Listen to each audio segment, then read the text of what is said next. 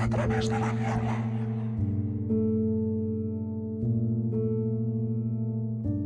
El 1 de junio de 1953 nació en Brooklyn, Nueva York, un niño al que más tarde el mundo conocería como David Richard Berkowitz.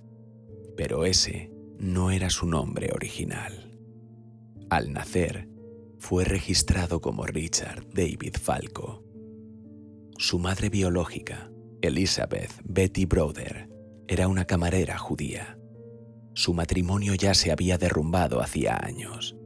Tony Falco, su esposo, la había dejado por otra mujer casi una década antes.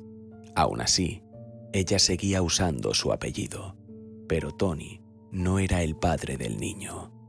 El verdadero padre era Joseph Kleinman, un empresario casado con el que Betty mantenía una relación extramarital desde hacía al menos 3 años. Una relación secreta, marcada por la presión y el desequilibrio. Las razones por las que Betty decidió dar a su hijo en adopción no se conocen con certeza. Algunos creen que fue Kleinman quien la presionó, amenazando con cortar toda relación si no se deshacía del bebé. Richard fue entregado en adopción poco después de nacer. Fue adoptado por Nathan y Pearl Berkowitz, una pareja judía trabajadora del Bronx. Le dieron un nuevo nombre, David Richard Berkowitz. Nathan trabajaba 6 días a la semana en la ferretería familiar, mientras Pearl se quedaba en casa, dedicada al cuidado del niño. Cuando creyeron que David tenía la edad suficiente para entenderlo, le contaron que era adoptado, pero le dijeron algo más, que su madre biológica había muerto al dar a luz. Una mentira piadosa o una semilla de confusión que lo acompañaría el resto de su vida.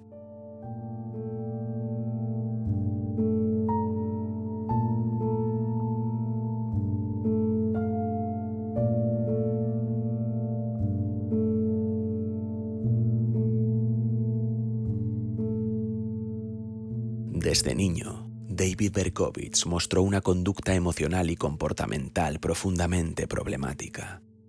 Su historial escolar era poco más que una larga sucesión de ausencias injustificadas y un comportamiento errático que los profesores no sabían cómo manejar. A menudo lo describían como un chico inteligente pero desinteresado, un alumno con potencial, atrapado en una nube de impulsos oscuros y apatía académica. Sus relaciones sociales eran escasas, apenas tenía amigos y aquellos pocos con los que se relacionaba eran, como él, blanco fácil de las burlas. Eso lo convertía en un objetivo doble, por lo que era y por con quién se juntaba. Los otros niños le pusieron un apodo cruel, el gordito judío. Esa clase de insultos lo perseguirían incluso décadas después. Hasta los periódicos, cuando el caso salió a la luz, lo describían como rechoncho o de barriga prominente.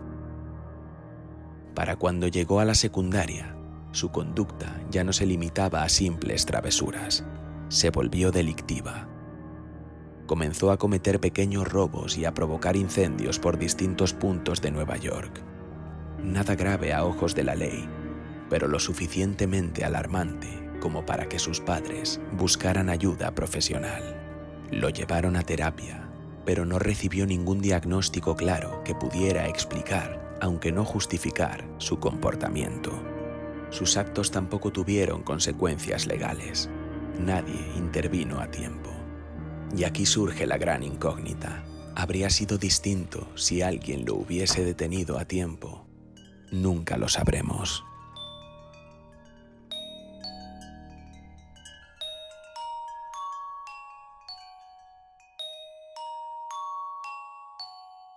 Como ocurre en muchos otros casos de asesinos en serie, la crueldad hacia los animales estuvo presente desde sus primeros años. Algunos allegados lo acusaban de haber matado al periquito de su madre, un ave llamada Pudgy. Lo habría hecho lentamente, envenenándola con productos de limpieza durante varias semanas. Supuestamente, David sentía celos. Creía que su madre quería más al pájaro que a él, que el ave le robaba la atención y el cariño que él tanto necesitaba. Pero su sadismo no se limitaba a un solo animal. Mataba insectos por cientos y lo hacía con métodos crueles. Los quemaba vivos, los pegaba con cemento de caucho y los dejaba allí, inmóviles hasta morir.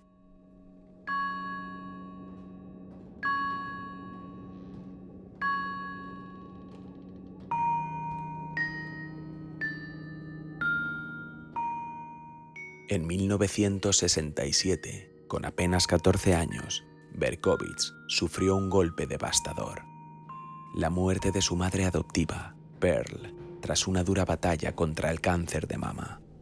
Fue, según él mismo diría años después, el momento en que algo dentro de él se rompió. Después de la muerte de mi madre, confesó en una entrevista, perdí la capacidad de amar. La relación entre ellos siempre fue descrita como especialmente intensa, casi simbiótica, aunque nadie se atrevió jamás a sugerir algo más allá. Pero el vacío que dejó en David fue absoluto. Y a partir de ahí, todo empezó a torcerse aún más.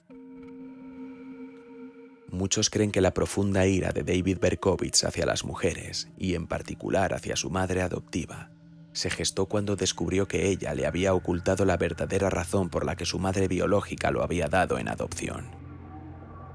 Otros piensan que su furia provenía del sentimiento de abandono tras su muerte.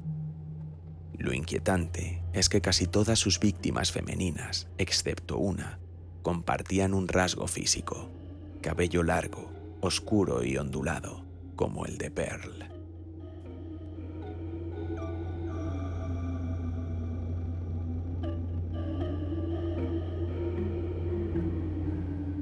A los 17 años, Berkowitz se alistó en el ejército. Pasó las pruebas físicas y psicológicas con facilidad y fue enviado a Corea del Sur como parte de una división de infantería, donde destacó como francotirador. Durante su estancia, experimentó con drogas psicodélicas, especialmente LSD. A partir de ahí, su comportamiento comenzó a cambiar radicalmente. Escribía cartas confusas, declarando su apoyo al pacifismo y al movimiento Black Panther. En una de ellas firmó como maestro de la realidad, tachando antes su propio nombre. Terminó su servicio en Fort Knox y fue dado de baja honorable en 1974. Durante su estancia en Kentucky, tuvo una conversión súbita al cristianismo evangélico, abandonando su fe judía. Esta transformación religiosa lo llevó a desarrollar ideas extremas sobre la pureza sexual, que más tarde usaría como justificación de sus crímenes.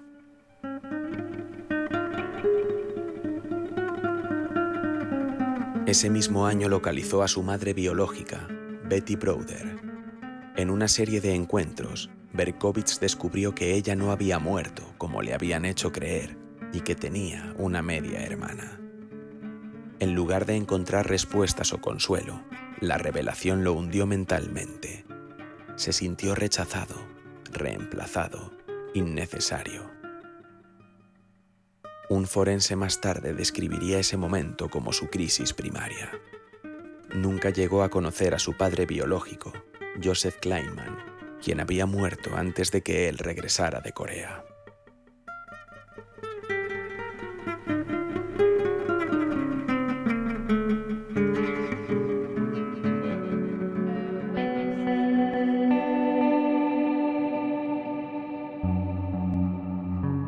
Durante el año siguiente, la vida de Berkowitz se desmoronó por completo. No tenía pareja, ni empleo estable, ni amigos. Su extraño comportamiento tras volver de Corea había alejado a su círculo social, y tras descubrir toda la verdad sobre su adopción, también se distanció de su familia adoptiva. Intentó estudiar en el Bronx Community College, pero abandonó tras un año. En 1976 trabajó en varios oficios temporales. Cuando fue arrestado en 1977, era empleado del Servicio Postal de los Estados Unidos. Según su propia confesión, la noche del 24 de diciembre de 1975, David Berkowitz salió de su apartamento del Bronx llevando consigo un cuchillo de caza. Dijo que esa noche cometió su primer ataque. aseguró haber apuñalado por la espalda a una joven hispana. Pero aquí comienzan las sombras en su relato. Nunca se encontró un cuerpo, no hubo ingresos hospitalarios, ni denuncias policiales, ni testimonios que coincidieran con su versión. Para muchos, esa mujer, si existió, logró sobrevivir y nunca dijo ni una palabra. Pero Berkowitz no se detuvo ahí. Esa misma noche atacó a otra joven, Michelle Foreman, de 15 años. Lo hizo por la espalda, también con el mismo cuchillo. Michelle sobrevivió. A raíz de aquel ataque, eligió mantenerse en el anonimato para siempre. Los detalles del suceso son escasos. Apenas se conoce algo más aparte de su nombre y su edad. La supervivencia de ambas víctimas, se cree, fue el motivo por el cual Berkowitz cambió de método. El cuchillo no era suficientemente letal. A partir de entonces, optó por un arma de fuego.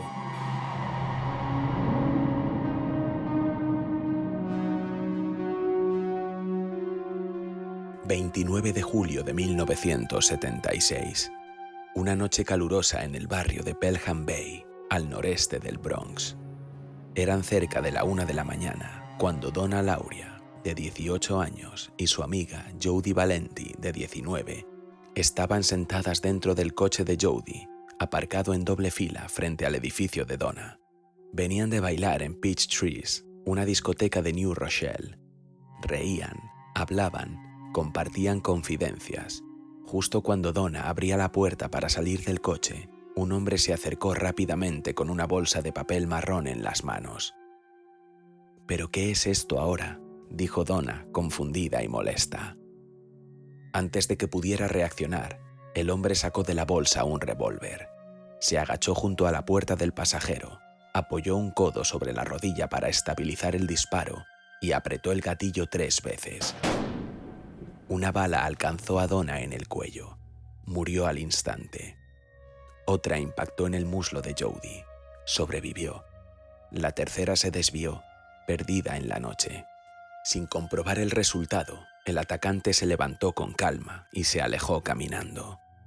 Jody no lo conocía, pero logró dar una descripción a la policía.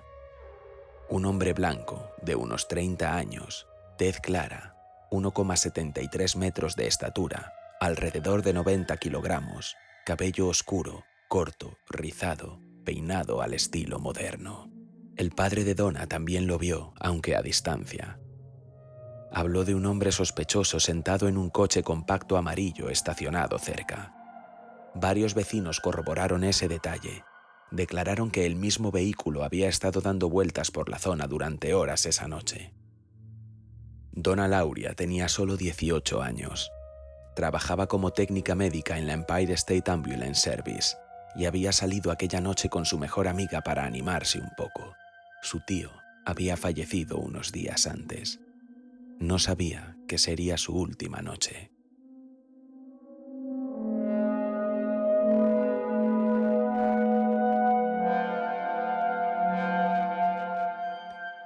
...23 de octubre de 1976...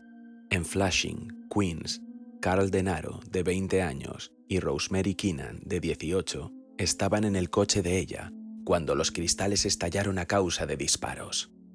Rosemary, hija de un veterano detective de la policía de Nueva York, logró huir del lugar y ambos sobrevivieron.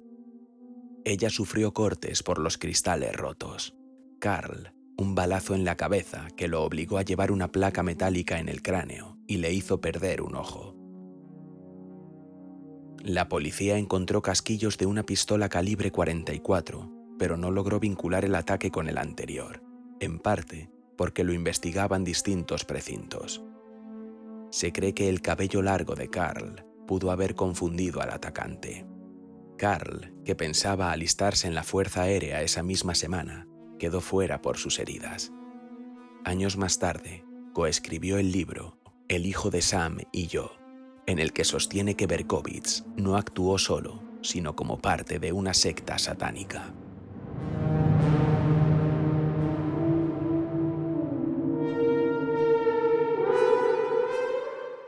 ...27 de noviembre de 1976... Donna De Masi, de 16 años, y Joan Lomino, de 18, regresaban de ver una película en Floral Park cuando un hombre con uniforme militar se les acercó y les pidió direcciones con voz aguda. Acto seguido, sacó un revólver y disparó. Las dos cayeron heridas con los primeros tiros. El atacante huyó tras errar más disparos. Un vecino dijo haber visto a un hombre rubio corriendo con un arma en la mano izquierda. Donna fue herida en el cuello y se recuperó tras 3 semanas. Joan, alcanzada en la espalda, sobrevivió, pero quedó parapléjica.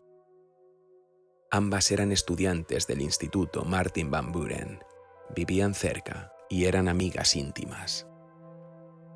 30 de enero de 1977, Christine Friend, de 26 años, y su prometido, John Diel, de 30, estaban dentro del coche cerca de la estación de tren de Forest Hills, en Queens, decidiendo si seguir la noche en una sala de baile.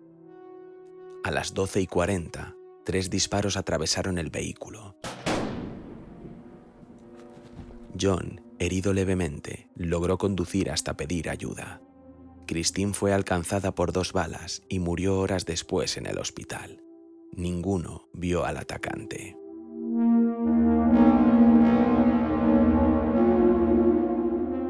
...8 de marzo de 1977, Queens. Virginia Vaux Richan, de 19 años, era una estudiante brillante de la Universidad de Columbia. Aquella tarde caminaba hacia su casa por el barrio de Forest Hills. Tenía los libros contra el pecho cuando el asesino se le acercó. Todo sucedió en cuestión de segundos. Sacó un arma, apuntó directamente a su rostro y disparó. Virginia intentó protegerse instintivamente con los libros, pero aquel escudo improvisado no fue suficiente. La bala atravesó las páginas y alcanzó su cabeza. Murió en el acto, a plena luz del día. La comunidad universitaria quedó conmocionada. Nadie podía comprender cómo una joven tan prometedora podía ser asesinada en una calle residencial tranquila, pero la policía aún no conectaba todos los casos y el asesino seguía libre. 17 de abril de 1977, el Bronx. Alexander Esaú y Valentina Suriani, una joven pareja, se encontraban en su coche, estacionados en el barrio de Pelham Bay, a solo unas pocas manzanas de donde había sido asesinada Donna Lauria. La noche era cálida, silenciosa, se besaban, ajenos al peligro. Un hombre se acercó sin hacer ruido. Disparó 2 veces a cada uno. Valentina, de solo 18 años, murió en el lugar. Alexander, de 20, fue llevado de urgencia al hospital, pero murió horas más tarde. Y esta vez, el asesino no se marchó sin dejar rastro. En el lugar de los hechos, la policía descubrió una carta manuscrita, escrita principalmente en mayúsculas y con algunas minúsculas, dirigida al capitán Joseph Borrelli, del Departamento de Policía de Nueva York. En esta carta se usó por primera vez el nombre Hijo de Sam, y aunque inicialmente se ocultó al público, la policía decidió divulgar algunos fragmentos a la prensa. Me duele profundamente que me llames antimujeres. No lo soy, pero soy un monstruo. Soy el hijo de Sam. Soy un pequeño mocoso. Cuando el padre Sam se emborracha, se enfada, golpea a su familia. A veces me ata a la parte trasera de la casa. Otras me encierra en el garaje. A Sam le encanta beber sangre. Sal y mata, ordena el padre Sam. Detrás de nuestra casa, un poco de descanso. Mayormente jóvenes, violados y masacrados, desangrados, ahora solo huesos. Papá Sam también me tiene encerrado en el ático.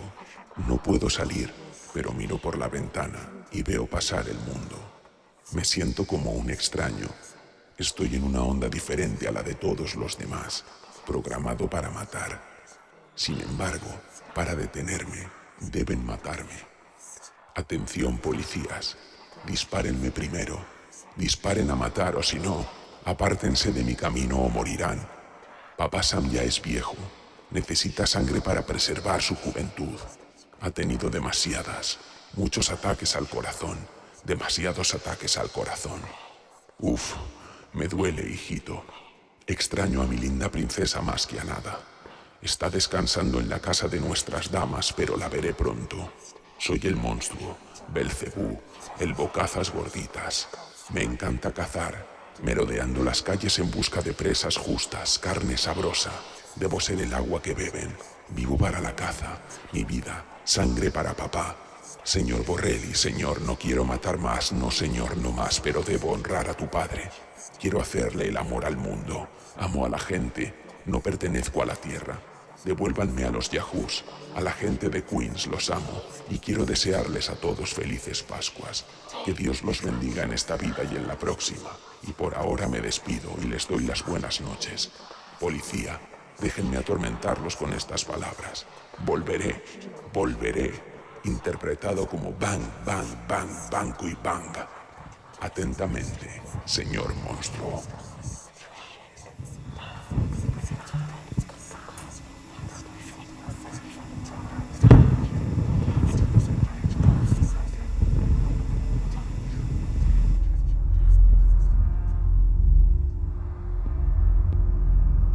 La policía sospechó que el autor conocía el dialecto escocés por el uso de varias frases de ese mismo.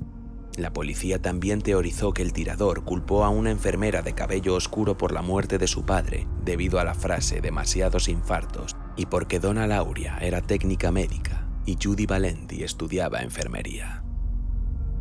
El 30 de mayo de 1977, un columnista del Daily News recibió una carta manuscrita de alguien que decía ser el asesino del calibre 44, el nombre que se le daba a Berkowitz antes de ser conocido como el hijo de Sam.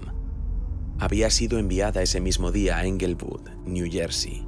En el reverso del sobre, pulcramente impresas en el centro, había 4 líneas: sangre y familia, oscuridad y muerte, depravación absoluta, calibre 44. La carta decía: Hola desde las alcantarillas de Nueva York, llenas de excrementos de perro, vómitos, vino rancio, orina y sangre. Hola desde las alcantarillas de Nueva York, que se tragan estas delicias cuando son arrastradas por los camiones barredores. Hola desde las grietas de las aceras de Nueva York y de las hormigas que habitan en ellas y se alimentan de la sangre de los muertos que se ha sentado en ellas. JB, solo te escribo para decirte que agradezco tu interés en estos recientes y horrendos asesinatos con calibre 44. También quiero decirte que leo tu columna a diario y la encuentro bastante informativa. Dime, Jim, ¿qué tendrás para el 29 de julio? Puedes olvidarte de mí si quieres, porque no me interesa la publicidad. Sin embargo, no debes olvidar a Donna Lauria, ni puedes dejar que la gente la olvide. Y no me dejará dejar de matar hasta que se sacie de sangre. Señor Breslin, señor, no piense que porque no ha sabido nada de mí en un tiempo me fui a dormir. No, más bien sigo aquí, como un espíritu vagando por la noche, sediento, hambriento, rara vez parando a descansar, ansioso por complacer a Sam. Amo mi trabajo. Ahora el vacío se ha llenado. Quizás nos encontremos cara a cara algún día, o quizás me dejen boquiabierto unos policías con revólveres del calibre 38. Si tengo la suerte de conocerte, te contaré todo sobre Sam, si quieres, y te lo presentaré. Su nombre es Sam el Terrible. Sin saber qué me depara el futuro, me despediré y te veré en el próximo trabajo. O debería decir que verás mi obra en el próximo trabajo. Recuerda a la señora Lauria. Gracias. En su sangre y de la cuneta, la creación de Sam calibre 44. Aquí tienes algunos nombres que te ayudarán. Envíalos al inspector para que los usen. El Duque de la Muerte, el malvado Rey Wicker, los 22 discípulos del infierno, John Wittis, violador y asfixiante.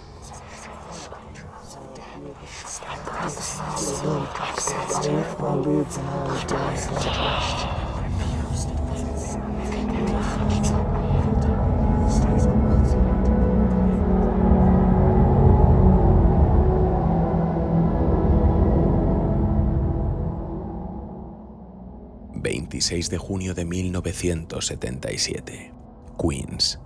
Sal Lupo, de 20 años, y Judy Plácido, de 17, acababan de salir de la discoteca Elephas. Eran amigos, tal vez algo más. Se sentaron en el coche a charlar, a compartir esa emoción de una noche de verano, como cualquier joven en Nueva York. No lo sabían, pero estaban siendo observados. 3 disparos retumbaron en el estacionamiento. Ambos fueron alcanzados, pero increíblemente sobrevivieron. Las heridas fueron superficiales. Judy decía haber sentido un ardor, un golpe, pero no entendía qué había pasado. Se cree que el atacante se sobresaltó por los ladridos de un perro cercano y huyó antes de asegurarse de haberlos matado. Ese detalle, el del perro, más tarde adquiriría un significado espeluznante. El 31 de julio, la policía montó una redada considerable en antiguos terrenos de caza en Queens y el Bronx. Pero el siguiente y último ataque ocurrió en Brooklyn ese mismo día. Stacy Moskowitz, de 20 años, y Robert Violante, también de 20, eran una pareja joven e ilusionada. Aquella noche fueron al cine y luego al parque Shore Road, en el barrio de Bath Beach. Se sentaron dentro del coche, a orillas del mar, bajo una luna que parecía tranquila. A las 2:35 a.m., un hombre se acercó por el lado del conductor. Sin decir una palabra, sacó su arma y disparó varias veces. Stacy fue alcanzada en la cabeza. Falleció poco después en el hospital. Robert sobrevivió, pero perdió un ojo y quedó casi ciego del otro. Fue el último ataque del hijo de Sam y también el principio del fin, porque esa misma noche alguien lo vio, alguien lo siguió y la verdad, por fin, empezó a salir a la luz.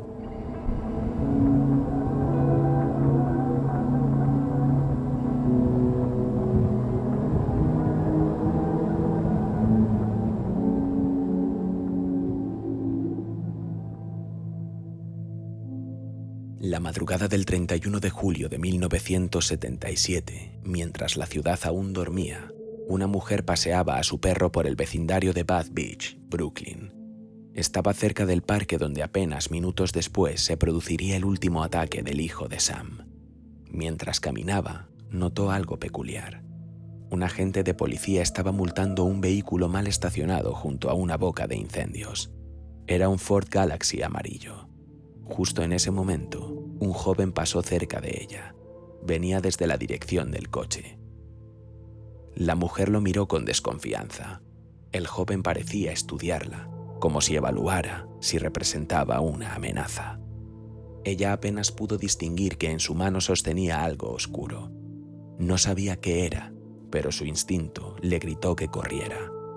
Minutos después, mientras estaba ya a salvo en su casa, escuchó disparos, exactamente en la misma dirección por la que había venido aquel hombre. Tardó 4 días en reunir el valor para llamar a la policía. Cuando finalmente lo hizo, los agentes buscaron entre todas las multas de estacionamiento emitidas esa noche en la zona del crimen. Un vehículo destacó de inmediato. Un Ford Galaxy amarillo de 1970, registrado a nombre de David Berkowitz, residente de Yonkers. Fue entonces cuando un nombre inesperado entró en escena. El detective James Justice, del Departamento de Policía de Nueva York, se comunicó con el Departamento de Policía de Yonkers para pedir colaboración. La persona que contestó la llamada fue Wade Carr, despachadora e hija de Sam Carr, el vecino de Berkowitz, justo el mismo Sam al que el asesino decía servir. Cuando Justice mencionó el nombre de Berkowitz, la respuesta de Wade fue inmediata. «Déjame decirte algo sobre él. Lo conozco. Vive justo detrás de mi casa». Pero no era todo. Wade también reveló que David había disparado al perro de la familia, Harvey, un labrador. Su padre había denunciado el incidente y más de una vez se había quejado de los comportamientos extraños del joven vecino. En ese momento, todo encajó. Harvey, el perro, el nombre Sam Carr, el supuesto demonio que hablaba a Berkowitz, desde dentro de un perro. las cartas, firmadas como Son of Sam. Todo tenía sentido, y en Yonkers, la policía ya tenía sus propias sospechas.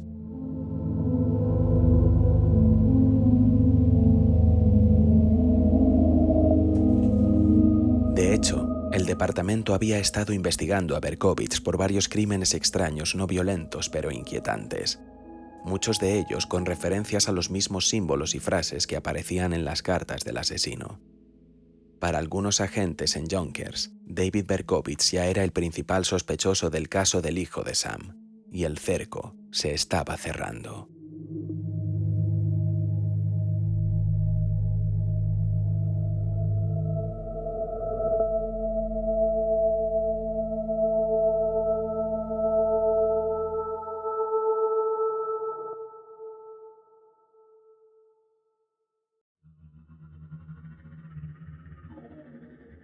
...10 de agosto de 1977, Yonkers, Nueva York. Esa noche la ciudad respiraba con nerviosismo.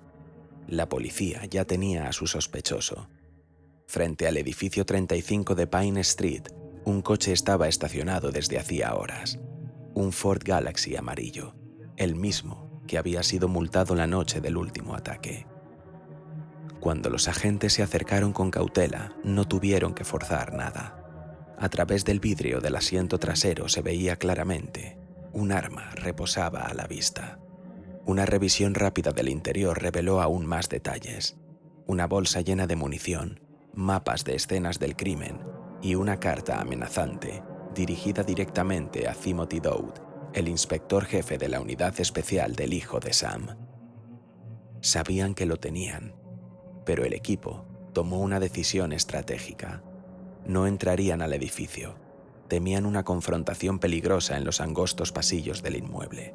Así que esperaron, silenciosos, inmóviles, aguardando a que David Berkowitz saliera por su cuenta.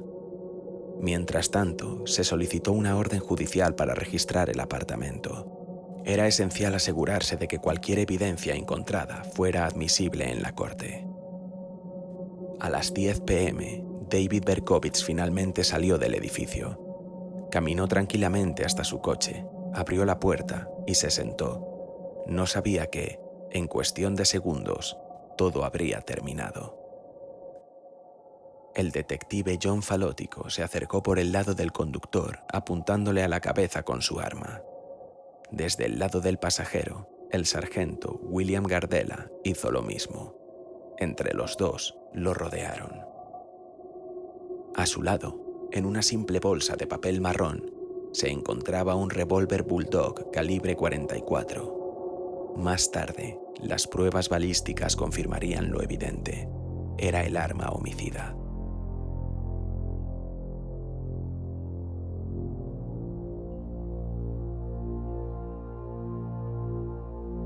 La reacción de Berkowitz fue perturbadora. Con una sonrisa amplia, absurda, como si aquello fuera un chiste privado, simplemente dijo: «Bueno, me atraparon».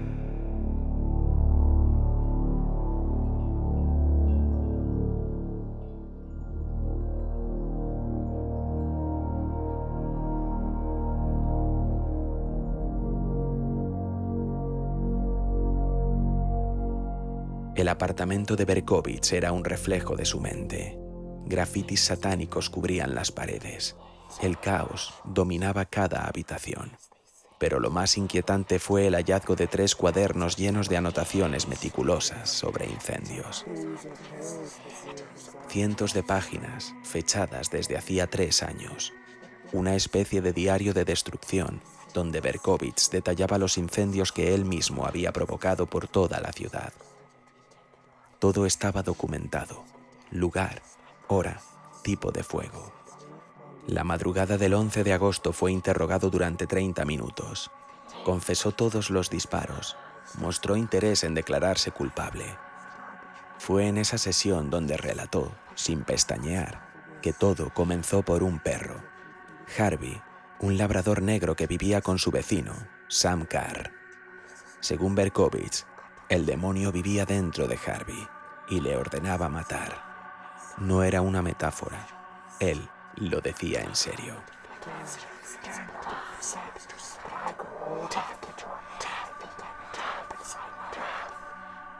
Tres evaluaciones psiquiátricas se le realizaron poco después y las tres llegaron a la misma conclusión.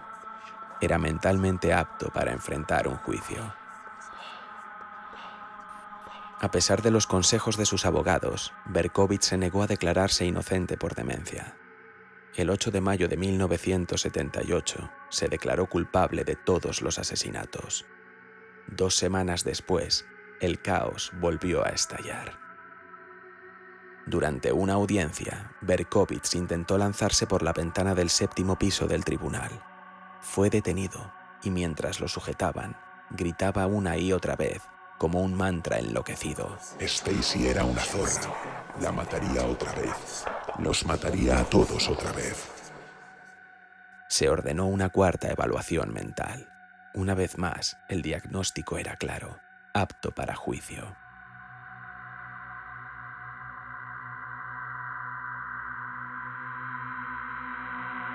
...12 de junio de 1978...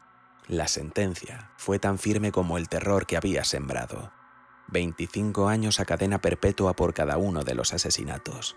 Las condenas serían cumplidas de forma consecutiva. Aún así, las leyes del estado de Nueva York en aquel entonces establecían que, con el tiempo, sería elegible para libertad condicional, algo que muchos consideraron improbable y hasta insultante. El hijo de Sam había sido detenido, pero su historia y las conspiraciones que surgieron después apenas estaban dando comienzo.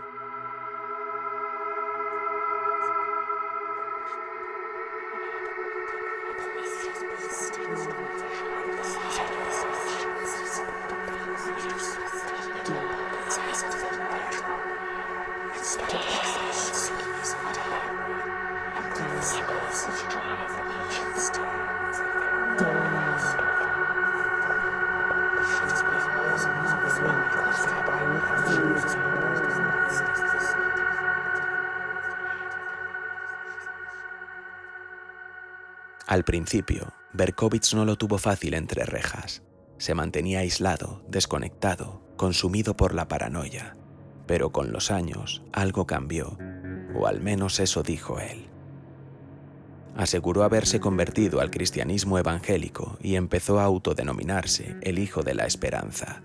Un giro irónico para alguien que había afirmado sus crímenes como el hijo de Sam. Desde entonces, ha dedicado su tiempo a escribir cartas a jóvenes con problemas, colaborar con ministerios carcelarios y predicar contra la violencia.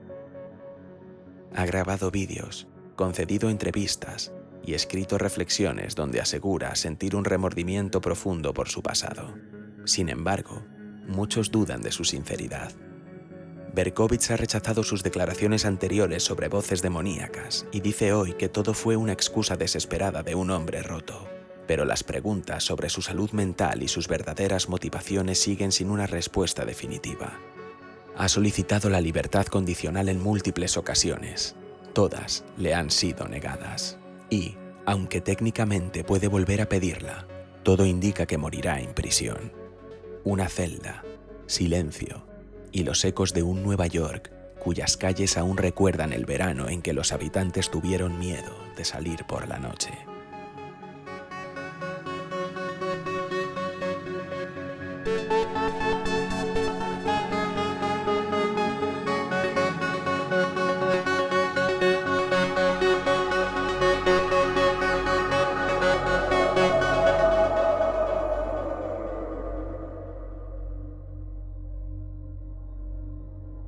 Cuando David Berkovich fue arrestado en agosto de 1977, parecía que todo había terminado. La ciudad respiró, la prensa lo celebró. Pero para algunos detectives, periodistas e investigadores independientes, la historia no cuadraba del todo. Y cuanto más se investigaba, más sombra caía sobre la versión oficial. ¿Fue Berkovich el único tirador? Varios testigos oculares de los crímenes aseguraron que el asesino tenía distintas apariencias físicas en cada escena. A veces rubio, a veces moreno, en ocasiones alto, otras más bajo. Algunos incluso dijeron que habían visto a más de una persona cerca de los coches atacados. Las descripciones no coincidían con la de Berkowitz, y aunque él confesó, pronto se desdijo. Afirmó que no actuó solo, que él era solo un peón dentro de algo mucho más grande.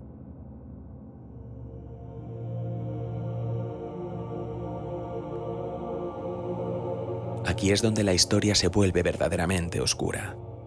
Berkowitz comenzó a hablar de un grupo satánico al que pertenecía, llamado The Children, o en otras versiones, los Reyes del Mundo.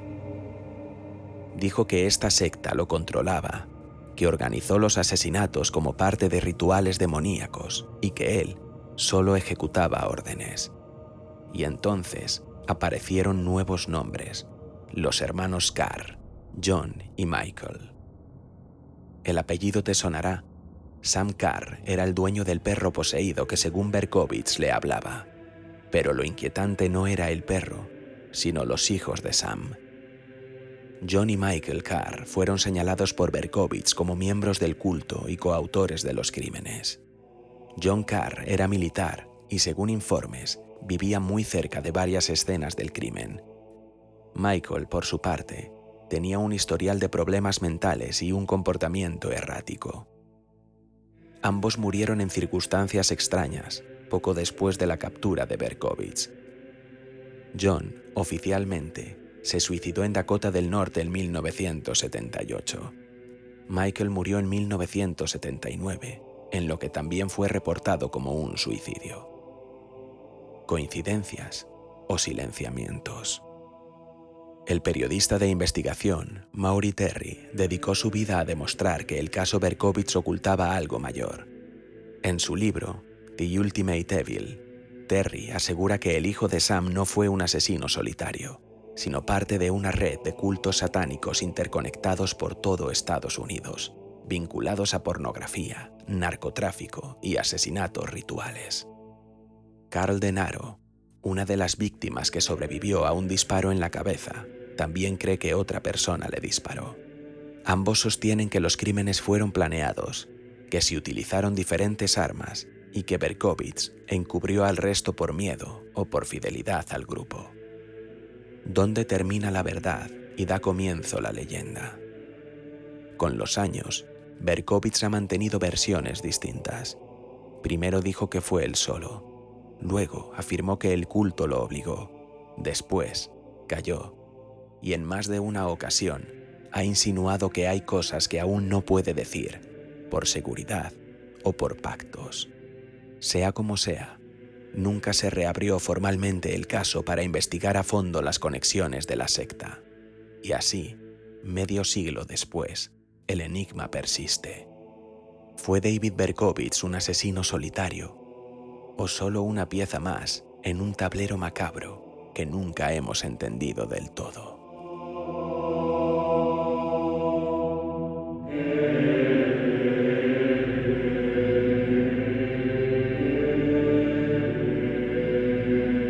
A través de la niebla, el hijo de Sam, demonio en Nueva York.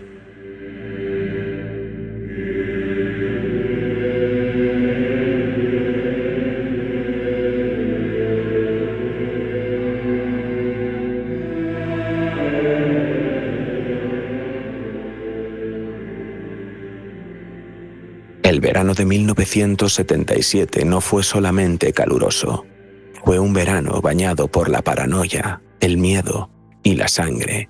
Una ciudad entera, Nueva York, se volvió rehén de un asesino que firmaba sus cartas como el hijo de Sam y aseguraba recibir órdenes de un perro poseído por el demonio. ¿Qué hay detrás de David Berkowitz? ¿Un asesino solitario? ¿Un enfermo mental? ¿O una marioneta de algo mucho más oscuro? Hoy, en esta tertulia de A través de la niebla, descendemos al corazón de uno de los casos más escalofriantes y enigmáticos del true crime estadounidense. Comenzamos y damos la bienvenida a Pedro Riutort. Buenas tardes, días, noches, Pedro, ¿cómo estás? Javi, ¿cómo estás? Pues bien, yo bien, aquí muertecito de calor, pero bien. en este penúltimo episodio de esta tercera temporada de A través de la niebla, con un penúltimo, digo, porque tenemos una sorpresa preparada para el final de temporada, con un tema que propusiste tú, la verdad, y que me ha hecho volverme loco, porque creo que en las 3 temporadas ha sido, no sé si el guión más largo, porque hubo uno la temporada pasada que estuvo ahí, el de la desaparición de Johnny Gosch, estuvo ahí en longitud, pero este ha sido una locura hacer el guión, hacer el vídeo, ha sido muchísimo trabajo, pero es un caso muy, muy, muy interesante. Como tú decías, el verano del terror en Nueva York, que te sonaba a ti de pasada. Entonces, la respuesta a la pregunta que hago siempre es obvia, ¿no? Este caso sí que lo conocías. Sí, bueno, yo era un caso que realmente había oído hablar de él bastante, pero nunca había ahondado, para decirlo algo así, o no me había metido en los entresijos del caso que, como tú bien has explicado, son culebronescos, vamos, es inmenso eso, la cantidad de datos, circunstancias que hay ahí, ¿no? Y además, teorías conspiranoides también de lo que podría ser. Yo quisiera aquí hacer un pequeño, no sé si decir apunte, que es que el otro día me hizo gracia que dijo uno, bueno, a ver si Pedro se prepara mejor los casos. Pues fíjate, esto va para la audiencia en general, que me gustaría decir que yo intento leerme todo lo que puedo, escuchar todo lo que puedo, pero claro, el tiempo también tiene sus limitaciones. Y este, por ejemplo, el caso del verano de Sam es un caso muy completo, entonces quiero que la audiencia entienda que esto es un debate y que yo para nada no puedo ser un erudito en el caso, simplemente estoy dando una opinión generalizada y personal de lo que es el caso en sí, pero por ejemplo en el caso del verano de Sam es muy amplia la información y quiero decir, es que se podría hacer solamente un programa de las teorías de que luego ya veremos adelante, de la secta y tal y no sé qué. Entonces esto también me gustaría que la audiencia lo tuviera en cuenta, que ya al cabo esto es una tertulia, poco puedo aportar yo más al caso, más que mi opinión. A mí es lo que más me gusta de este caso, el tema de las sectas que asoma por ahí al final y todo ese misterio que se va destapando poco a poco. Pero bueno, a mí me gustaría empezar por el principio del mismo. Como ya decimos, es un caso muy complejo. El que haya llegado aquí después de escuchar los 45 minutos de la narración, pues seguro que está encantado de acompañarnos en esta tertulia. Pero la primera pregunta que te quería hacer es sobre esa infancia tan extraña que tiene Berkovich, ¿no? Esa adopción, luego la búsqueda de su madre, ese padre tampoco se sabe muy bien qué es lo que pasó ahí porque le dieron en adopción, pero ¿tú crees que esa infancia de Berkovich marcó el camino hacia lo que hizo o que había algo más ya detrás de él? Yo creo que sí, pero claro, volvemos a lo de siempre, ¿no? Que hay muchas infancias parecidas a esta, por desgracia, en el mundo, y no conllevan un desenlace tan fatal como este, ¿no? Tan espantoso como este. Lo cual creo que debería ser un índice de que no forzosamente una infancia traumática pues tiene que ser sinónimo de, pues eso, de lo que estamos hoy tratando aquí, ¿no? Ni mucho menos. Pero sí creo que evidentemente deja mella en ti, ¿no? Yo creo que este chico, sobre todo, lo que se debió sentir, según yo leía el caso, creo que debía tener una sensación de no valer nada para nadie más que para una persona, que luego ya lo veremos que era su madre, ¿no? Que ahí yo creo que también es otro de los escalones o de las, digamos, de las piezas importantísimas, si no la más importante, ¿no? Entonces sí, yo creo que influyó. Claro, además a él le hacen creer que su madre biológica murió durante el parto. No sé cómo crees que le puede afectar a una persona crecer creyendo que es culpable de la muerte de su madre adoptiva, y qué opinas sobre todo de ese momento en el que descubre que su madre biológica está viva, de su madre biológica, que me he equivocado antes, perdón. ¿Y qué opinas de ese momento en el que descubre que su madre biológica está viva y todo ese lío con su origen? No sé si crees que fue un detonante. Hombre, yo creo que a nivel personal se debió sentir muy decepcionado, eso es lo que yo creo, pero claro, yo lo creo desde mi punto de vista, desde cómo yo percibo las cosas, mis sentimientos, cómo creo que me hubiera podido sentir yo, ¿no? Entonces, el sentimiento de abandono, que yo por una parte es una cosa que aquí me voy a abrir un poco un canal y yo lo he tenido de niño, el sentimiento de abandono. ¿Por qué? Porque, por ejemplo, yo, mis padres, digamos, soy de esa generación que tenían 5 o 6 hijos, mi padre y mi madre tenían que trabajar. Entonces mi abuela, que estaba un poco delicada del corazón, había chicas jóvenes que siempre le ayudaban con las tareas de la casa, claro, y Pedrito, que era yo, a quien se agarraba, a esas chicas jóvenes que para mí eran mi mundo. Y cada vez que esas chicas se iban, porque encontraban un trabajo mejor o tenían que estudiar o lo que fuera, para mí era el fin del mundo y yo lo vivía como un abandono. Tú imagínate, si a mí eso en cierta manera me marcó el descubrir que eres huérfano, que, bueno, forzosamente no tiene por qué ser algo, porque ves, yo paradójicamente, si hubiera descubierto, que soy adoptado, pues creo que lo hubiera llevado más o menos bien. Pero claro, la mentira piadosa yo creo que es lo que duele, ¿no? Y lo que realmente duele. Porque yo creo que por evitarle un mal, le crearon un mal mayor, ¿no? Y le dijeron, no, es que tu madre murió, ya está, aquí santas pastas. Claro, evidentemente, cuando él se entera que te han engañado tus padres adoptivos, que tu madre no te quiere ver ni en foto porque si sigue viva y no se ha preocupado, hombre, la decepción es muy grande, la cantidad de preguntas y de no sé cómo decirlo, de comentarios negativos que te absorben la cabeza pueden ser muchos, ¿no? Yo creo que le ocurrió a él esto, ¿no? Uh-huh. Él además atraviesa pues un periodo bastante difícil en el instituto. Se hablaba de una personalidad muy retrotraída, muy antisocial. Ya dicen que además, como es típico en muchos psicópatas, ¿no? El hecho del maltrato animal, que ya desde pequeño estaba ahí. Decían que había incluso asesinado a una de las mascotas de su madre. Pero luego hay un momento que marca también mucho su personalidad, que es ese paso por el ejército. ¿Crees que allí empezó a romperse? Sabemos que coqueteó con el LSD, sabemos que ya escribía, ya hablaba de cosas bastante peculiares. ¿Cómo crees que le pudo afectar a este chico esa experiencia? Pues otra vez volvemos a lo mismo, yo creo que muchísimo, ¿no? Porque primero el ejército, que es un sitio donde no se andaban, porque no sé ahora cómo estará el tema del ejército, ¿no? Pero cuando a mí me llamaban, me acosaban de tienes que meterte en el ejército, no gozaba de muy buena fama. Y esto es aquí en España. Te cuento ya en América, ¿no? Cómo se tomaban esas cosas. Entonces, olvídate de algodones, olvídate de tu jardín de mantequilla, porque entras en un mundo que, bueno, a quien le vaya y quien le ponga esto, pues muy bien. Pero hay muchos seres humanos pues eso, que acaba rompiéndolos, evidentemente, porque ven, creo que además él estuvo en la guerra, ¿no? Sí, estuvo en Corea. En Corea, con lo cual ya ni te cuento, pero quiero decir, es que está comprobado que la gente, por ejemplo, que vive una guerra, pero la vive en el frente, pues se insensibiliza muchas veces, ¿no? Si logras sobrevivir a eso, luego tienes que sobrevivir también todos los traumas y muchos de ellos se suicidan. Si a esto le sumamos coqueteos con el LSD, que bueno, que es un tipo de droga, pues conocerán el ácido nunca me sale, ácido, bueno, lisúrgico no.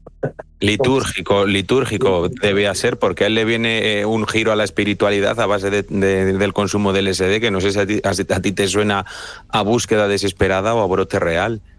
No, podría ser, porque el LSD, fíjate que el LSD era una droga que inicialmente se empleaba en psicoterapia.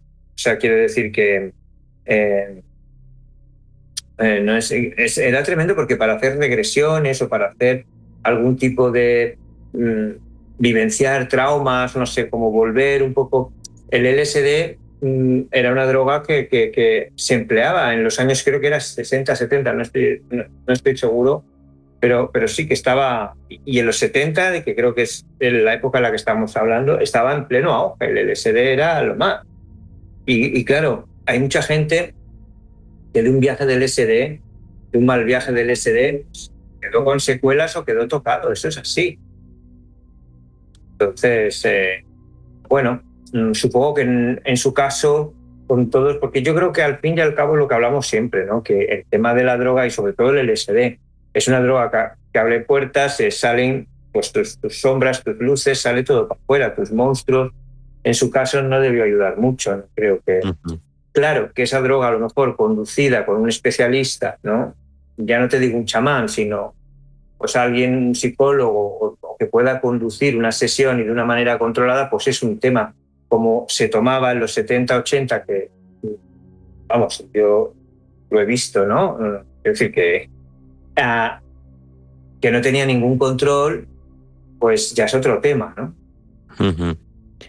Pues si te parece, vamos a hablar del inicio de los crímenes de David Berkowitz, del hijo de Sam. ¿Cómo ves ese patrón de sus víctimas? Porque se ha hablado mucho de la semejanza con su madre, ¿no? ¿Crees que buscaba realmente a alguien en concreto como su madre o crees que seguía otro tipo de intuición? Pues me pierdo un poco porque por la edad de sus víctimas no parece que buscara ese patrón, ¿no? Sí, era pero a nivel físico, era más basado en el físico, ¿no? Sí. Ese pelo... Sí, a nivel físico. Pero bueno, parece ser que él tenía una pasión hacia su madre brutal, ¿no? Que sufría... Sí, desmedida, porque hay algunos artículos que hablan de que pudo generarle un odio a su madre adoptiva, pero él habla de ella, vamos... además, luego yo he tenido la oportunidad de leer varios artículos que ha escrito desde prisión, honrando la memoria de su madre. O sea, él bebía los vientos por su madre adoptiva. Sí, es lo que a mí me ha parecido. Incluso parece un poquito que tiene el síndrome de Edipo, ¿no? El de Edipo, no, que es el de ahora el padre. No recuerdo. ¿Electra? Creo que es. Bueno, no lo sé. Edipo es el que se enamora de su madre y al final... Vale, pues mira, me confundo con... yo, vamos, durante todo el relato, pues pensé que estaba totalmente enamorado de su madre. Incluso, no lo llega a especificar mucho, pero que se habla y todo de una sospecha de una posible relación romántica, ¿no? Sí. Que ya me parece, como dicen aquí, filamol prim, ¿no? Como un mirar muy... Pero bueno... luego, claro, me llama la atención que volcara ese odio en contra de ese patrón de chicas jóvenes que le recordaban a su madre, ¿no? Que esto es lo que explica un poco el caso, porque no sé de dónde vino. Yo creo que la muerte de su madre a este chico lo descolocó totalmente. Entonces se vio en un mundo en los años 70, con una libertad pues, que florecía de manera Estados Unidos, que bueno, estaba súper a tope todo, drogas, porque también hay que entender que fue una época 60, 70, pues muy movida en este aspecto. Y yo creo que de repente se debió encontrar en un mundo solo, un mundo que le era hostil. Y la rabia que él tenía, no sé, la volcó en este tipo de perfil, pero no te puedo explicar muy bien, no veo del todo la conexión, el amor que tiene, porque a la mascota que mató de su madre la mató por celos, ¿no? Uh-huh. Entonces, o él declaró eso. No lo sé, es perturbador, ¿no? Claro, a la hora de elegir sus víctimas se hablaba de ese posible patrón basado en el físico, de una planificación previa, de haberlas estado observando. O sea, no se piensa que el hijo de Sam actuase de una manera, ¿cuál sería la palabra? Espontánea, ¿no? Sino que se piensa que efectivamente elegía a sus víctimas con bastante cuidado y también elegía el arma con el que quería llevar a cabo esos crímenes, una pistola del calibre 44, que era la que utilizó siempre en cada uno de los asesinatos. No sé qué te parece a ti la elección de este arma, siempre la misma, como decía, ritual o eficiencia. No tengo ni idea, porque yo creo que posiblemente él tampoco es que debió tener mucho acceso a muchas armas, digamos, en su vida como civil, ¿no? Me refiero. Entonces yo creo que debió ser un poco improvisado. Lo que sí quiero dejar claro es que me ha parecido un francotirador pésimo. O sea, a la mayoría de sus víctimas no las mataba, las dejaba malheridas o morían en el hospital. O sea, tenía una puntería... Y eso que dicen que destacó como francotirador en su servicio militar. Es una de las cosas que me llama más la atención, fíjate qué tontería, de todo el documento que me pasaste. Y digo, caray, es que tampoco tenía tan lejos a las personas del rifle, ¿no? Quiero decir que eran relativamente cercanas, se acercaba bastante a su víctima. Y es que no daba pie con bola. Yo creo que a lo mejor en el momento de disparar se ponía muy nervioso, no sé, pensaba yo, no lo sé. Uh-huh. Me despista muchísimo porque, como tú bien dices, siendo una persona que ha estado en el ejército en Corea que de repente, no de palo con... Vamos, es que no sé cuánta gente, no puedo decir ahora el número exacto de cuánta gente disparó, pero yo creo que la mitad o más de la mitad se salvaron. Sí, alguno incluso le dejó paralítico. No, la verdad es que yo también lo pensaba cuando leía el caso, que para haber sido francotirador... Sí, mira el caso aquí en España del de las cartas, que no recuerdo el nombre. El asesino de la baraja. Caray, disparó mucho menos y acertó mucho más. O sea, es que por eso a lo mejor también tiene que ver un poco el calibre, ¿no?, de la pistola. No lo sé, no estoy puesto en armas. Pero digo, a ver si es que escogió un calibre que no iba muy bien para lo que él quería, no sé. Fíjate que a mí este caso me ha recordado mucho al del monstruo de Florencia, que para el que no lo conozca tenemos un episodio la temporada pasada hablando de él, también bastante exhaustivo. El monstruo de Florencia también utilizaba siempre el mismo arma, siempre elegía el mismo tipo de víctimas, en ese caso parejas, y bueno, no sé por qué me ha recordado este tipo de asesinatos casi rituales, ¿no? En fin, todo esto para deciros que escuchéis ese capítulo que quedó bastante bien, el del monstruo de Florencia. A mí me recuerda también un poco al caso de Zodiac. Y yo creo que aquí, no sé por qué me da la sensación que más que buscar ese patrón, yo creo que él quería destruir ese modelo de felicidad, porque si te fijas, normalmente disparaba o a parejas, también un poco, él iba un poco por ahí, ¿no? Como que normalmente chico y chica o dos chicas, no sé, era como que buscaba un poco también... Me recuerda mucho a ese caso, ¿sabes? Además, mira, hablando de Zodiac, me viene súper bien para la siguiente pregunta que te iba a lanzar, porque cuando te mandé el vídeo del caso para que lo vieses y tal, me dijiste, voy por el momento de las cartas y telita con el hijo de Sam, como que fue algo que te impactó, porque claro, hay un momento dado en el que este señor empieza a enviar cartas a policía, a medios de comunicación, cartas muy extrañas en las que ya sale pues el hijo de Sam, se menciona un montón de cosas que son bastante perturbadoras, como habéis podido escuchar en la narración. Entonces, lo que te quería preguntar yo es por qué crees que le escribía a la policía. ¿Era esto puro ego? ¿Quería ser atrapado? ¿Qué ves tú detrás de esas cartas? Pues fíjate, yo en principio pensé que él sufría de esquizofrenia, que él padecía una esquizofrenia. ¿Y por qué? Porque los esquizofrénicos muchas veces cuando escriben algo o manifiestan algo y están en un brote, pues pasan de un tema a otro sin ningún tipo de lógica. No te están hablando de un tema y lo mezclan con un tema que no tiene nada que ver. No tienen una expresividad verbal coherente, ¿no? O un trozo sí, otro no, y mezclan temas. Y es un poco lo que me pareció la carta, ¿no? Me pareció como una exposición de cosas, como un batiburrillo. Que yo mal redactado, además. Mal redactado, con una letra muy agresiva, ¿no? Que ¿no? La letra que estaba escrita a mano me pareció como muy agresiva la caligrafía.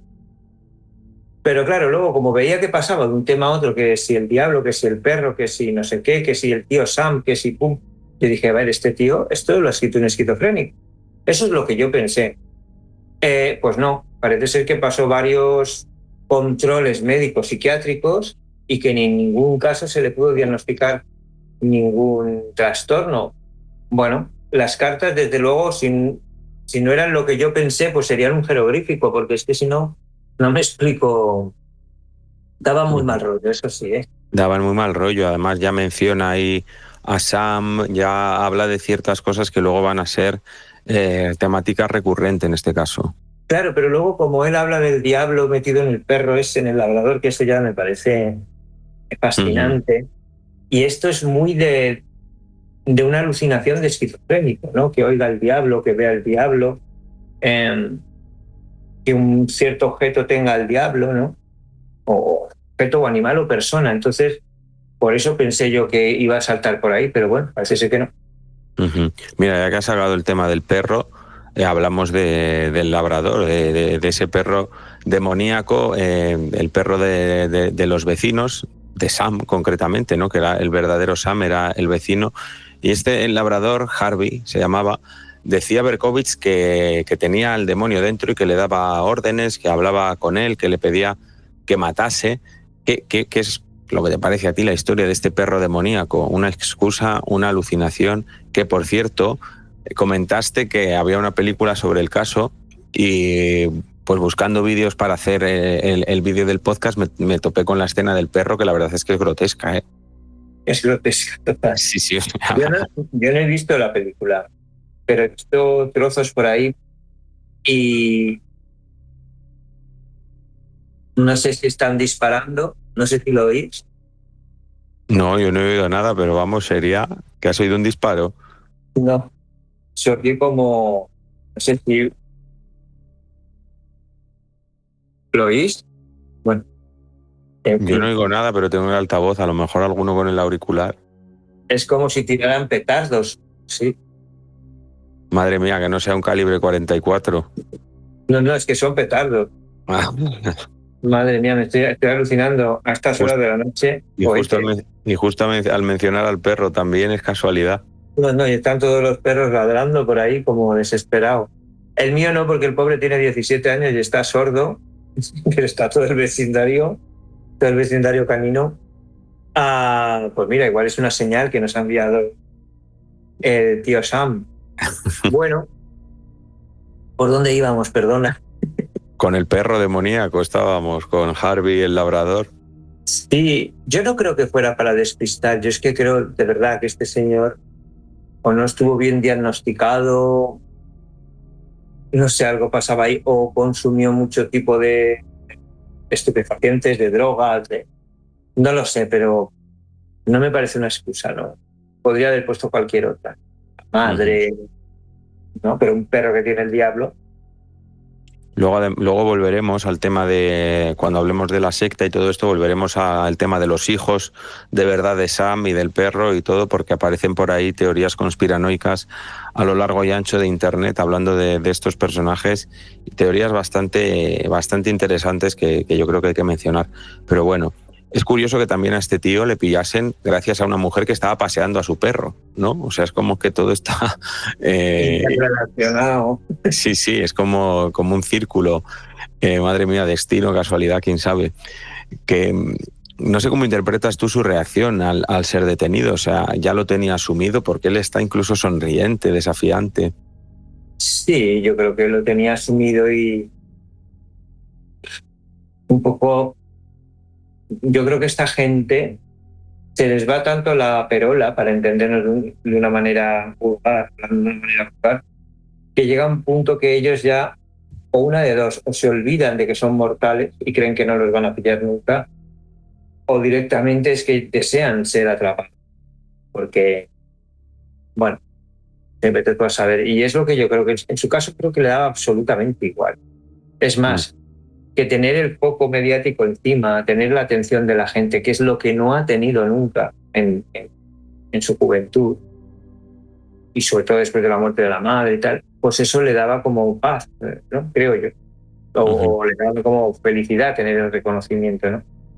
Claro, esto que comentas de estar en el punto mediático yo creo que es importante en el caso porque Nueva York durante ese verano y los meses posteriores fue una ciudad que vivió en alerta. Completamente raro era el día en el que los medios de comunicación no publicaban algo sobre el hijo de Sam. Yo no sé hasta qué punto piensas que los medios alimentaron ese terror, si lo necesitaban y si crees que fueron propiamente los medios los que hicieron del hijo de Sam una leyenda. Hombre, los medios yo creo que aquí siempre son muy importantes y evidentemente se alimentan de eso, ¿no? Quiero decir, es que el morbo está ahí y bueno, los medios, pues, si ven que una cosa tiene tirada y tiene interés, que este es el caso, ¿no? Yo creo que el caso del hijo de Sam, pues debió llamar mucho la atención. Pero sí es cierto que hizo una gran cacería. Quiero decir, este señor se paseaba como perro por su casa, nunca mejor dicho, pim pam fuego, quiero decir, y hay que entender que tampoco había internet, que lo que hablábamos, los estados no estaban tan interconectados, o los pueblos o las ciudades, como lo están ahora, que es muy fácil pasar información de un lado para el otro. Claro, y este señor iba ahí a sus anchas, y yo entiendo también, en cierta manera, que los medios de comunicación pues se cebaran, ¿no? Y alimentaran toda esta historia, porque es realmente terrorífica. Un señor que no sabes por qué está pegando balazos por ahí, por Dios. Durante el juicio, como comentábamos ya antes, se le hacen varias evaluaciones psiquiátricas, se determina que es apto para juicio, que no está para nada loco. Hay un momento que también hace una especie de show en el que intenta tirarse por la ventana, empieza a gritar cosas que lo haría otra vez, a insultar. ¿Crees que fingía estar loco David Berkowitz o que realmente lo estaba? No tengo ni idea, no lo sé, porque si era un psicópata al uso, la psicopatía no es una enfermedad, es simplemente, pues eso, ¿no? No sé si llamarlo forma de ser, actitud, pero no es un quiero decir, entonces, si era así, que era un sociópata, para entender una manera, o psicópata, pues bueno, pues podría ser perfectamente una variedad. Pero yo siempre tengo una teoría, digo, el que se quiere tirar, se tire. ¿Sabes? El que se quiere tirar o quiere acabar con todo, logra la manera de hacerlo. El que quiere llamar la atención, bueno, nunca se tira, ¿no? Nunca llega a tirarse. No sé dónde enmarcaría este señor. Desde luego, viendo las fotografías, los ojitos, la mirada la tiene un poquito, no sé, como perturbadora. Perturbadora, sí. Sí. Provocativa, perturbadora. Este señor en la cárcel parece ser que se ha transformado, que se ha redimido. Ahora ya no es el hijo de Sam, se autodenomina el hijo de la esperanza. ¿Crees que alguien como él puede redimirse? Si esto es una redención real, si es otra de sus manipulaciones. ¿Qué más da? Es que es lo que digo yo. ¿Qué más da? ¿Qué importa que se pueda redimir, que no se pueda redimir? Es su guerra, ¿no? Es su historia. Y si a él le sirve de algo redimirse, bueno, pero el daño está ahí. Es que... Bien, pero ¿te puede redimir? Pues no tengo ni idea. Volvemos a lo de siempre. Esto debe contestar un especialista del tema. A mí personalmente me da absolutamente igual si se redime o no. Si yo fuera un familiar de una de las víctimas, ¿qué interés puede tener para mí que un ser humano más? O sea, yo parto de una lógica para mí muy aplastante, pero que a lo mejor los oyentes digo, y cada minuto o cada 10 segundos muere un niño de hambre o no sé cuántos mueren de hambre que no tienen derecho ni siquiera a agua, ni a comer, ni a nada. ¿Por qué debería ser importante que un asesino en serie se redima? O sea, ¿dónde está? O sea, pero ya no lo llevo a ese caso, ¿eh? Ya digo yo, ¿qué le ocurre al mundo si ahora cae un meteorito y me cae encima y me aplasta? Nada. O sea, es que no le pasa nada. Ni es mejor mundo, ni es peor, ni... Bueno, los que me quieren, si es que están por ahí, me echarían de menos, pero no pasa absolutamente nada. Entonces, yo esta importancia a redimir a alguien que ha cometido tantos crímenes es que no le veo yo sentido, pero bueno, debe tenerlo. Pues si te parece comentados todos los aspectos principales del caso, podemos hablar de esas teorías que yo creo que es lo que está esperando también la gente, porque es una de las partes que resultan más interesantes de este caso, del caso del hijo de Sam.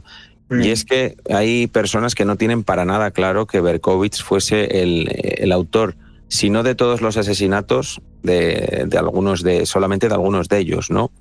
Que he formulado mal la frase, perdón, que no tienen claro que fuese el autor de todos estos asesinatos. Si bien puede que de algunos de ellos, de ninguno. Que no fuera un único autor, ¿no? Exactamente. Estaba solo David Berkowitz, o sea, hay testigos que describen a personas distintas. Uno hablaba de uno rubio, hay cambios en las estaturas, los retratos robots también no se parecen mucho al Berkowitz de después. Entonces, ¿qué piensas? ¿Es posible que realmente hubiera varios tiradores?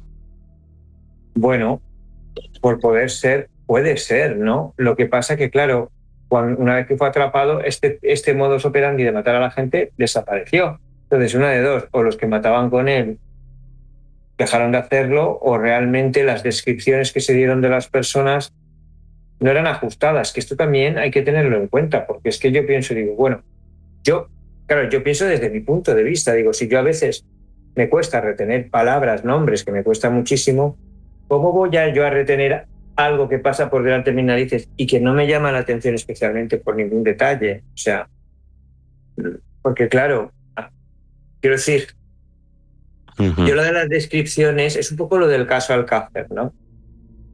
Que me hace gracia cuando hay varios testigos, la mujer que vio una cosa totalmente diferente a lo que se narra en la cronología del caso, que es la vecina aquella, que eso no entra en sumario porque no tiene... Y luego dices, bueno, ¿y quién está mintiendo? ¿Quién dice la verdad? Porque unos dicen que fue así y otros dicen que fue así. Entonces yo creo que es un poco, pero es mi opinión, que es un poco esto. O dejaron de hacerlo y puede ser que fuera una secta, como indica una de las teorías, y que se dedicaban a matar y que era una secta satánica, creo que leí. No sé, algo así leí. Pero bueno, en todo caso, pues dejaron de hacerlo, ¿no? Esa teoría la lanzó él propiamente, ¿no? En un principio confiesa, dice que había actuado él solo, pero posteriormente comienza a hablar de un grupo satánico al que dice haber pertenecido, llamado The Children. Luego también se habla de él como los Reyes del Mundo. Comenta que este culto lo controlaba a él, a Berkowitz, que organizó los asesinatos como parte de rituales demoníacos, y que él pues solo ejecutaba esas órdenes. Y es entonces cuando se lanzan los nombres de los hermanos Carr, los hijos de Sam Carr, el dueño del perro poseído que según Berkowitz le hablaba, los hijos de Sam, John y Michael. Según Berkowitz, estos eran miembros del culto, coautores de los crímenes. John Carr era militar, vivía muy cerca de varias escenas del crimen. Michael tenía un historial de problemas mentales, de comportamiento errático, y ambos mueren en circunstancias extrañas poco después de la captura de Berkowitz. John muere oficialmente en Dakota del Norte en 1978 en algo que fue reportado como un suicidio. Michael muere en 1979 también en otro suicidio. No se sabe si son coincidencias, si de verdad hay algo más detrás. Hay webs que analizan esas fotografías de los cuerpos de Berkowitz, no, perdón, de las escenas del suicidio de los hermanos Carr, y comentan que eso no era un suicidio. O sea, hay muchas teorías por ahí detrás bastante extrañas y peliagudas. Yo no sé qué piensas de los hermanos Carr tú, si fue coincidencia todo lo que he contado o si de verdad hay un encubrimiento aquí. Es muy difícil. Es que yo creo, francamente, pues, que no quita que los hermanos Carr, era que se llamaban, ¿no? Pues de alguna manera pudieran influir en él en la época en la que se conocieron y tal. Pero, no sé, a mí me da la impresión, pero es una opinión, de que el asesino... Pues, y además, ¿para qué vas a autoinculparte en una primera instancia y luego decir que no? Y que han sido unos ex vecinos. No sé, lo veo todo como un poco rocambolesco, pero bueno, vuelvo al inicio, como podría ser, ¿no? ¿Por qué no? ¿Sabes? Y luego también lo del suicidio, si fue un suicidio o no, es que esto es muy difícil. Yo no sé qué tipo de peritaje o qué tipo de operación se hace para determinar si es un suicidio o no. Por ejemplo, puedes saber en el caso de, que ahora me estoy retrotrayendo a otros casos, ¿no? En el caso de Ana Julia Quezada, ¿no? que hablaban de lo de la niña, pues puedes saber por la distancia que hay entre la ventana y donde apareció el cuerpo, que parece ser que fue empujada, ¿no? Pero en el caso del suicidio no sé cómo debe ser, ¿sabes? Uno de los que más ha defendido la teoría de que fueron varias personas es una de las víctimas y supervivientes de Berkowitz, Carl Denaro. Él dice que cree que otra persona le disparó, y junto al periodista Maury Terry, que ha dedicado pues toda su vida a demostrar que el caso Berkowitz ocultaba algo mayor, sostienen que esos crímenes fueron planeados y que se utilizaron diferentes armas y que Berkowitz fue quien encubrió al resto de miembros de la secta por miedo o por fidelidad al grupo. Claro, no se sabe muy bien dónde comienza la leyenda y dónde acaba la verdad. La teoría esta del culto satánico detrás del caso, ¿a ti te suena plausible o qué has opinado de ella cuando la has leído? Podría ser. Lo que pasa es que creo que a Satán se le atribuyen muchas cosas, ¿sabes? Que me parece que es un blanco fácil, ¿no? Como que, es que Me suena un poco a esto, pero claro, es solo una opinión lo que yo estoy diciendo. Yo lo veo posible, sí, que él estuviera en este rollo metido, bueno, pues ¿por qué no? Una persona que se dedica a disparar a la cara a la gente, pues ¿por qué no va a estar metida en temas de esto, ¿no? De satanismo y tal. Pero bueno, no sé, me parece como muy recurrente, ¿sabes? También hay que decir que en aquella época, en los 60, 70, había también bastante culto, todo este tipo de cosas. Sí, podría ser, pero entonces, si es así, pues oye, que se desvele toda la verdad, ¿no? Que alguien nos cuente dónde están los miembros de esa secta, quién es el presidente o el encargado, no sé, que se destape, ¿no? ¿Cómo se llaman? Aparte de cómo se llaman, perdón, ¿dónde están? Debe haber alguna prueba, ¿no? Digo yo. Pues por ir cerrando ya la tertulia, Pedro, ¿por qué crees que este caso sigue fascinando a tanta gente, entre ellos a ti, ¿no? Que eres el que lo sacó en aquel programa. Yo había visto hace ya mucho tiempo, no sé si era un documental, no lo sé, que hablaban del caso, ¿no? Del verano, el verano insufrible, porque además fue un verano insufrible de calor. Yo creo que es un caso que fascina porque tiene muchos elementos. Es muy Tarantino, para entendernos. Y yo no soy muy fan de Tarantino, pero me refiero, es como una película de Tarantino en todo el caso. Nueva York, el calor asfixiante, un tío que anda disparando a la gente cuando sale de la discoteca o en los garajes o tal. El perro satánico, ¿no? Bueno, todo esto yo creo que sí, tiene una serie de elementos super kitsch, super pop que se han extrapolado a... Exacto. Es un caso, tú lo has definido muy bien, es un caso como muy Bukowski, ¿no? Novela de Bukowski. Yo creo que es lo que vendió, lo que caló en la gente. Es que además yo creo que ha influido muchísimo en libros, en películas, en series este caso, o sea, que ha dejado una estela enorme. Es un poco como la familia Manson, son casos que con todo el respeto del mundo acaban siendo, no te diré iconos pop, pero es un poco como que se meten en la cultura, ¿no? De la cultura un poco artística, no sé cómo denominarlo, pero son casos que quedan grabados, ¿no? Y en el caso del hijo de Sam, pues es uno de ellos, ¿no? Pues la última pregunta que te hago para finalizar el debate. ¿Tú crees que de no haber sido detenido, Berkowitz habría parado algún día? No, yo creo que no. Yo creo que no, y yo creo que la suerte fue que él debió llegar un momento que le daba igual que lo pillaran o que no le pillaran. Le daba completamente igual.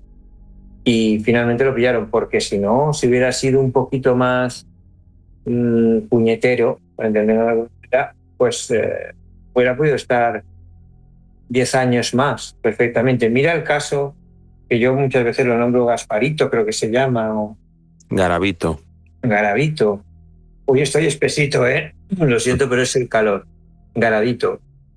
Este señor creo que se tiró matando 20 años o 25, no sé, una barbaridad. Mató, que se le puedan inculpar más de 250 niños. Y no tenía ninguna intención de que lo pillaran. Lo pillaron, pero además se curraba los disfraces. Tenía como varios personajes, el profesor, el cura, el tal, no sé qué. Y aquí sí veo yo un grado de perversidad muy alto. ¿Sabes? Que no veo, por ejemplo, en el caso del hijo de Sam, que no tienen nada que ver el caso con el otro. Pero sí en el de Garavito sí veo un grado de perversidad altísimo. Y aquí lo que veo es ira, ¿no? Por parte de él. Entonces, yo creo que al final él pues deseaba que lo pillaran o le daba absolutamente igual. Y claro, que ahora digan que se ha convertido al catolicismo, no sé, o al evangelismo, yo no sé qué. Todas estas, para mí no deja de ser más que otra radicalización de lo mismo. O sea, es como que ahora soy un ángel, soy un predicador y veo la luz. Bueno, no sabes estar en medio, ¿sabes? Ni disparando a la gente a la cara, ni predicando a los humanos. lo veo un ser como muy radical y lleno de ira. Esa es mi definición. Pues Pedro, hasta aquí el episodio del verano de Sam y casi hasta aquí el verano de A través de la niebla, porque como decimos es el último episodio propiamente dicho en el que vamos a hablar de un caso concreto desarrollándolo hasta la próxima temporada. Tenemos una sorpresa para ese final de temporada que tendréis que esperar para que, bueno, tampoco es tan sorpresa, ¿no? Es una cosa diferente a lo que estáis acostumbrados, pero bueno, muchísimas gracias por haber estado aquí hoy, por haber traído este caso, por habérnoslo descubierto. A mí me sonaba la verdad de pasada, pero no había profundizado en él. Yo lo he redescubierto, quiero decir que yo tenía esa idea abandonada ahí de cuando vi el documental, que sé que me llamó la atención, pero quiero decir que me ha gustado mucho todo el documento que tú me has mostrado y que yo me he tenido que leer y que es inmenso. Quiero decir que paramos aquí, pero yo creo que es un caso, hablamos antes de por qué ha inspirado, por qué ha calado, porque yo creo que inspira mucho, es muy inspirador, ¿no? Y sobre todo ese verano, ¿no? Ese verano que dicen que fue de los más calurosos en Nueva York, que el calor tan extremo enloquece a cualquiera, ¿eh? Uh-huh. Bueno, cualquiera de mejor. Sí, total. Además, yo cuando estaba haciendo la búsqueda de imágenes me fascinaba porque muchas veces como que en ese momento en el que ya estás metido en la edición del programa, con la música, editando el vídeo y tal, confundía realidad con ficción. Yo cuando veía las fotos de ese apartamento con las paredes llenas de escritos, la foto del otro con el perro, eran momentos en los que pensaba que realmente eran fotogramas de una película y no un caso real. Sí. No es un caso real total. Sí. Pues nada, me alegro de haberlo recordado, porque yo también lo he recordado. Yo me acuerdo que te hablé de un asesino en Nueva York, mucho calor, pero tampoco tenía aquello. Claro, yo estaba, cuando me lo dijiste estaba entre dos, digo, no sé si es este o Richard Ramírez, porque eran como los dos de esos veranos calurosos. Sí, pues Richard Ramírez, mira, lo tenemos pendiente, yo creo, ¿eh? Lo tenemos pendiente, es uno de los que caerá en la temporada 4 de A través de la niebla, sí, que ya lo hemos mencionado en el del episodio del Hotel Cecil y ha vuelto a salir hoy, porque claro, son casos que han marcado una época, vamos. Y Richard Ramírez tenía como un punto de ligón. Sí. Con un punto de seductor que era un poco como que, desde luego el chaval no era feo, tenía una cara llamativa, ¿no? Pero se le dio una mirada también, la que yo creo que era lo que seducía a las mujeres.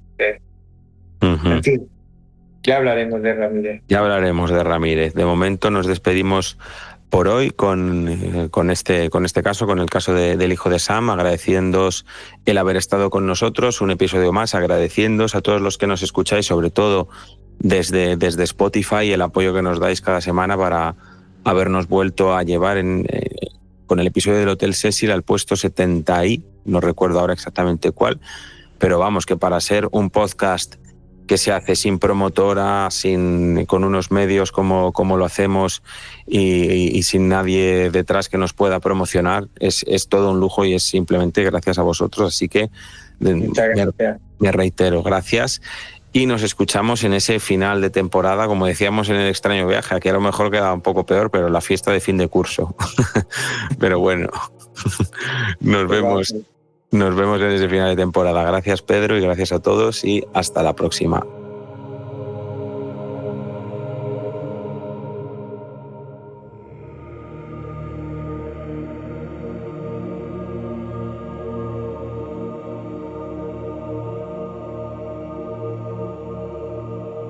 A través de la niebla.